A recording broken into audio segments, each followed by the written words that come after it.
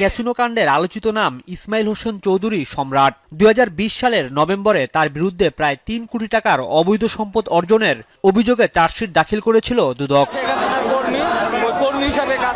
পলাতক সম্রাটের বিরুদ্ধে বুধবার সেই মামলার রায় ঘোষণা করেন ঢাকার বিশেষ জজ আদালত। দুর্নীতি মামলার 2 ধারায় তাকে 10 বছর করে মোট 20 বছরের কারাদণ্ড দেওয়া হয়। সেই সাথে 20 লাখ টাকা জরিমানা ও সকল সম্পদ বাজেয়াপ্তের আদেশ দেন আদালত। 2 ধারায় মানি লন্ডারিং এবং দুর্নীতি দমন কমিশন 2 ধারায় 10 বছর করে 20 বছর সশ্রম কারাদণ্ড প্রদান করা হয়েছে এবং 10 লক্ষ করে 20 লক্ষ টাকা অর্থদণ্ড প্রদান করা হয়েছে। চার্জশিটে অভিযোগপত্রে যে সম্পত্তিটা পাওয়া গেছে সেই সম্পত্তির সম্পূর্ণ রাষ্ট্রের অনুকূলে বাজেয়াপ্ত করার ঘোষণা দিয়েছে বিজ্ঞ আদালত।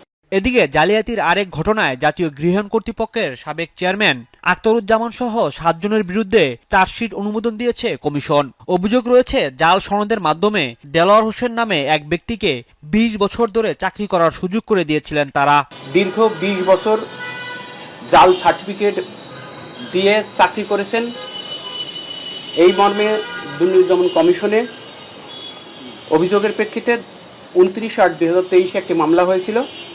সেই মামলায় দুর্নীতি দমন কমিশন কুমিল্লা শিক্ষা বোর্ডের চেয়ারম্যান, জাতীয় গৃহায়ণ কর্তৃপক্ষের সাবেক চেয়ারম্যান সহ মোট 7 জনের বিরুদ্ধে চার্জশিট অনুমোদন করেছে।